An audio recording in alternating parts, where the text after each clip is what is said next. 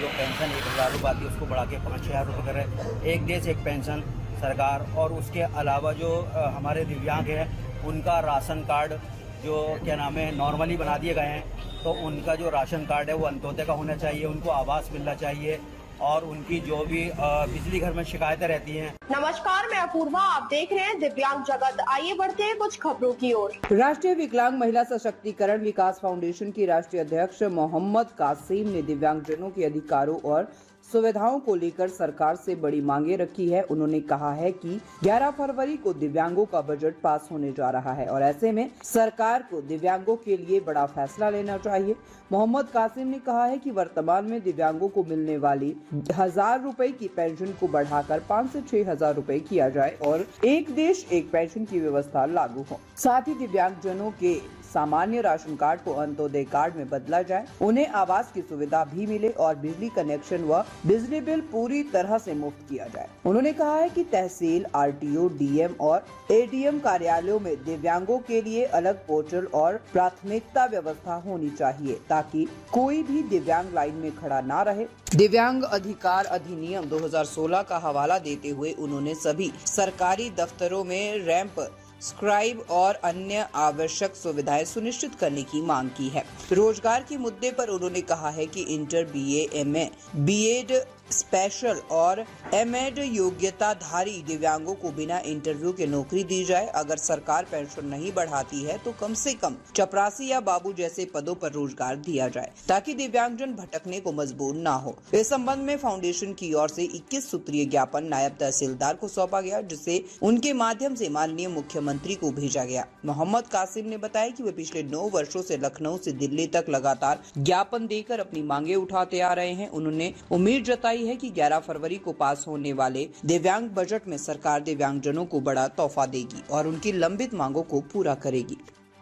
संबंध में ज्ञापन सौंपा गया है। देखिए 11 फरवरी को दिव्यांगों को बजट पास हो रहा है, तो हम चाहते हैं कि दिव्यांगों के लिए जो पेंशन 1000 रुपये आती है उसको बढ़ा के 5000 रुपये करे। एक देश एक पेंशन सरकार, और उसके अलावा जो हमारे दिव्यांग हैं उनका राशन कार्ड जो क्या नाम है नॉर्मली बना दिए गए हैं, तो उनका जो राशन कार्ड है वो अंत्योदय का होना चाहिए, उनको आवास मिलना चाहिए, और उनकी जो भी बिजली घर में शिकायतें रहती हैं और बिजली का बिल ज़्यादा आता है, तो सरकार से हमारी मांग है कि उनकी लाइट भी फ्री होनी चाहिए, उनका कनेक्शन फ्री लगना चाहिए।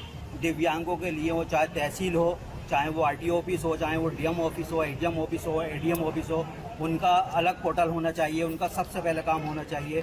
मैं देखता हूँ कि दिव्यांग लाइनों से बाहर खड़े रहते हैं लेकिन उनकी नहीं सुनते हैं। बाबू जो बैठे रहते हैं अधिकारी, उनके आगे सीसीटीवी कैमरे लगे हुए हैं, तो मैं चाहता हूँ कि हमारा कोई भी दिव्यांग खड़ा नहीं रहे। जब सरकार ने 2016 का एक्ट हमारा लागू कर दिया है तो उसमें बहुत सारी चीज़ें हमारी ऐसी हैं कि दिव्यांग को फैसिलिटी होनी चाहिए। दिव्यांग अगर किसी अधिकारी के ऑफिस ऊपर बने हुए उनकी रैंप होनी चाहिए, उनके लिए स्क्राइब लगाना चाहिए जो उनको परेशानी नहीं हो। तो हम चाहते हैं सरकार से, जो हमारी सरकार के आगे हम मांगे रखते चले आ रहे हैं, हमारी मांगे पूरी होनी चाहिए, जिससे हमारे दिव्यांग उसमें इंटर भी हैं और क्या नाम है उसमें BA, MA, BEd, special MEd भी हैं, तो उनको सरकार बिना इंटरव्यू के और उनको नौकरी दे, जिससे हमारे दिव्यांग रोजगार कर सकें। और उनकी पेंशन अगर सरकार नहीं बढ़ाती है तो हम चाहते हैं कि हमारे दिव्यांगों को, चाहे वो 8 क्लास पढ़ा हुआ, चाहे चपरासी की ही दे या बाबू की सरकार उनको नौकरी दे, लेकिन हमारे दिव्यांगजनों को नौकरी जरूर दे, जिससे हमारे दिव्यांगजन जो भटकते रह रहे हैं, बहुत गरीब हैं और तीसरी श्रेणी में आते हैं, तो हम चाहते हैं कि हमारे दिव्यांगजनों को इस तरीके से भटकना नहीं चाहिए। कितने सूत्रीय ज्ञापन और किसे सौंपा है? देखिए हमने नायब तहसीलदार साहब को ज्ञापन दिया, 21 सूत्रीय हमारी जो मांगे हैं वो हमने ज्ञापन दिया है। जय हिंद, जय भारत। ये मांगे कब से उठाते आ रहे हैं, कितने साल हो गए? हम 9 साल से अपनी मांगे उठाते चले आ रहे हैं, वो चाहे लखनऊ से लेकर दिल्ली तक, और दिल्ली से हर साल में हमारे बहुत सारे ज्ञापन एडीएम साहब के माध्यम से, सिटी मजिस्ट्रेट साहब के माध्यम से हमारे और नायब तहसीलदार साहब के माध्यम से हमारे ज्ञापन सरकार को जाते रहते हैं। तो हम चाहते हैं कि सरकार हमारे दिव्यांगजनों की सबसे पहले सुने और हमारे दिव्यांगजनों की मांगे। क्या उम्मीद है इस बार आप? देखिए हमें पूरी उम्मीद है कि सरकार 11 फरवरी को जो दिव्यांगों को बजट पास हो रहा है उसमें सरकार दिव्यांगों के लिए बहुत बड़ा तोहफा देने जा रही है। पूरी उम्मीद है। किसके नाम सौंपा है ज्ञापन? अब तक के लिए बस इतना ही। आगे खबरों को देखने के लिए हमारे चैनल को लाइक करें, शेयर करें, सब्सक्राइब करें। नमस्कार।